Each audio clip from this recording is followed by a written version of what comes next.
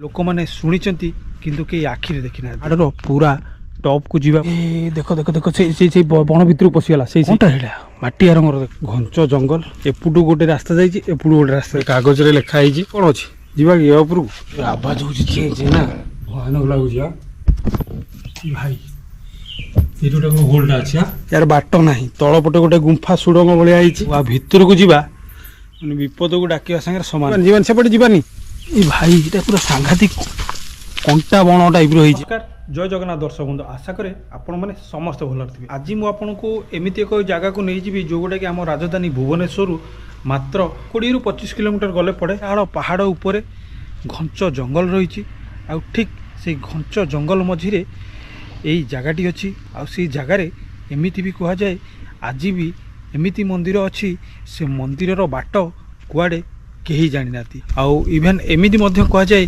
जे से मंदिर आज भी अपूजा मंदिर रही राति हेले सेठारे बौद्ध भिक्षु साधु सन्थ मानकर आवाज शुणा मिले लोक मैंने शुणी किंतु कई आखिरी देखी ना पाखापाखि 700 ରୁ 800 पत्थर पहाच चढ़ी जावाक पड़ो जबरदस्त हम जमा आधार पड़ातुनि भिडियोटी को पूरा फुल देखु आउ हाँ जो मैंने मो चैनल नुआ अच्छा चैनल को सब्सक्राइब करना जल्दी जल्दी सब्सक्राइब करूँ आ बेल लाइक बटन दबाइबे को जमा भूल आपण मैंने देखिपारे बर्तमान आम राजधानी भुवनेश्वर सीधा जटणी अभिमुखे बाहर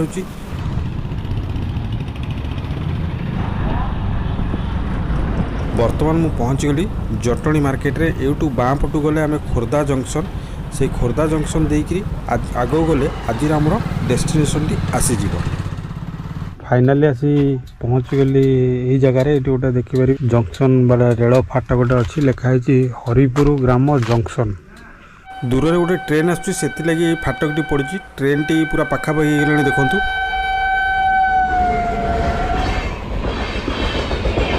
ट्रेन टी पूरा हाई स्पीड रे एटू पास करिगला ट्रेन टी पास करिगला परे एटू गेट टी हमर उठी जिवो आ एटू मात्र 1 किलोमीटर गले पहुँची जिबा आजिर हमर डेस्टिनेशन रे मो सहित आमर डेलांगर जन भाई मिलगले तो जेहेतु पूरा निकांच जगहटा रही भाई तुम नाटा प्रशांत बलिया सिंह तो बर्तमान आपण मैंने देखिपारे आमे बर्तमान चढ़ा आरंभ करदेलुनी पूरा टॉप को जोटा कि पहाड़ ऊपर को ये पत्थर रास्ता जाइए पूरा मांकड़ा पत्थर गुड़ा को सब काटिकी साइज भाव रास्ता बनाई आई मुझे बुझुली 700 ରୁ 800 पाहाच चढ़िले जाए आम ऊपर पहुँचवा बर्तमान मुझे हालिया ही बसीगले देखु ये गोटे लंबाଳିଆ जगहटा अच्छी बसीगली तलू आम आसिलु पाखापाखि 300 फुट खंडे आसीगलु आहरी अच्छी ना कि देख देख देख से बण भितर पशिगला से कौनटा 12टा ना कौनटा रो रो रो रो रो यपटे देख खड़खड़ खड़खड़ हे हे हे से भितर पशिगला कौनटा है माटिया रंगर देखा 12टा चलो पढ़े चलो पढ़े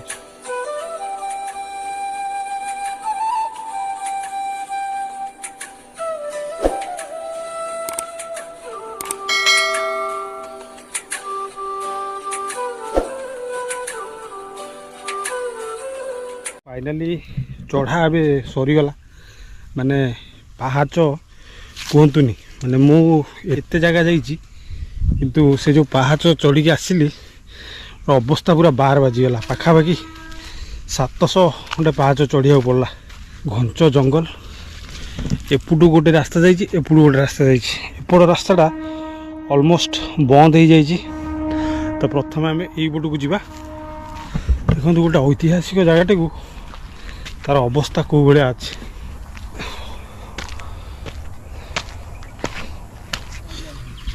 यहीटा कौन गोटे कौन होती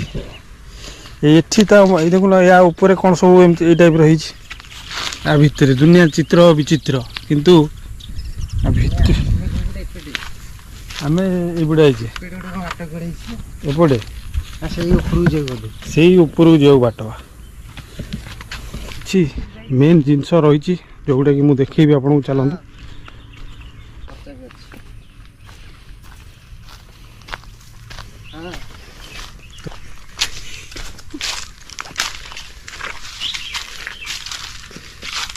ये बरगछटी रही ना कि पड़े देखु आपन को जम्मू काश्मीर लद्दाख फील आसो लद्दाख जो टाइप ବୌଦ୍ଧ ଭିକ୍ଷୁମାନଙ୍କର ଯେଉଁ ପତାକା ଟାଇପ୍ର ଥାଏ ଏଗୁଡ଼ା ସବୁ ଲଗା ହେଇଛି। ଆଉ ଠିକ୍ ଏଇ ଜାଗାରେ ଗୋଟେ ମନ୍ଦିର ଅଛି, ମନ୍ଦିର ଟାଇପ୍ର ଦେଖାଯାଉଛି ନାଇଁ କି?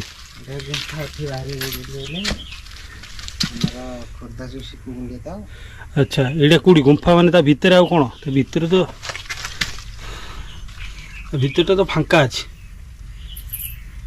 ଚେମେଣିଆ ବୋବଉଛନ୍ତି, ଦେଖିବା ଫାଙ୍କା ଅଛି। ଭିତରୁ ଯିବାଟା ବିପଦ 100%। ଆଉ ଏଠି ଗୋଟେ କିଛି ଲେଖା ଅଛି, ଏଟା କେଉଁ ଭାଷା ତ ମୁଁ ପଢ଼ିପାରୁନି। ଏଠି ଗୋଟେ କ'ଣ ଲେଖା ଅଛି ବୁଝିଲ ନା, ଗୋଟେ କାଗଜରେ ଲେଖା ହେଇଛି, କାଠି ଦୁଇଟା ଦିଆହେଇଛି। ହଁ, କେଉଁ ଭାଷା ବୁଝି ହେଉନି। ଏଇଟା କ'ଣ ଥିଲା?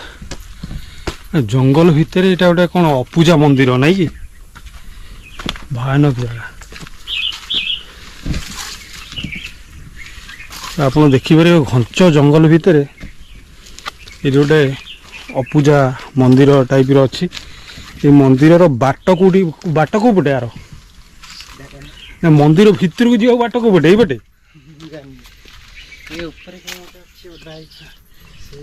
ବାବା, ଆକ୍ଚୁଆଲି ୟା ଭିତରକୁ ଯିବ ବାଟ କେଉଁ ପଟେ? ଏଇଠି କ'ଣ ଅଛି, ଯିବା କି ୟା ଉପରକୁ?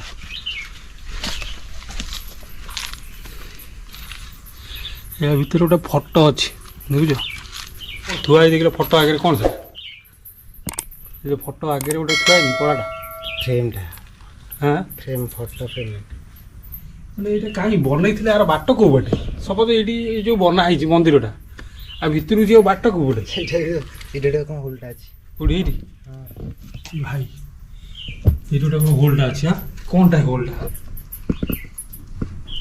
ଛାଡ଼ୁଛି ମାନେ ଯେଉଁ ଜାଗାଟି ଆପଣ ନିଜେ ଭାବନ୍ତୁ, ଏଇ ଯେଉଁ ମନ୍ଦିରଟି ୟାର ବାଟ ନାହିଁ, ତଳପଟେ ଗୋଟେ ଗୁମ୍ଫା ସୁଡ଼ଙ୍ଗ ଭଳିଆ ହେଇଛି। ଆଉ ଏଇଟା ଏଠି ଗୋଟେ ପଥରରେ କ'ଣ କଣା ହେଇଛି, ଭିତରେ ଗୋଟେ ଫଟୋ ଅଛି, ସେଟା କାହା ଫଟୋ କ'ଣ କ୍ଲିଅରଲି ଦେଖାଯାଉନି। ଆଉ ଆ ଭିତରକୁ ଯିବା ମାନେ ବିପଦକୁ ଡାକିବା ସାଙ୍ଗରେ ସମାନ। ସେପଟେ ଯିବାନି। ଏ ଭାଇ, ଏଇଟା ପୁରା ସାଂଘାତିକ କଣ୍ଟା ବଣ ଟାଇପ୍ର ହେଇଛି। ହଁ, ବାଟ ନାହିଁ, ପଳେଇ ଆସ, ପୁରା ଡେଞ୍ଜର। ଡର ଲାଗିବ। ଆଉ ଏଠି ଏକା ଯିଏ ଆସିବ ଆଉ ଫେରି ପାରିବନି ସେ।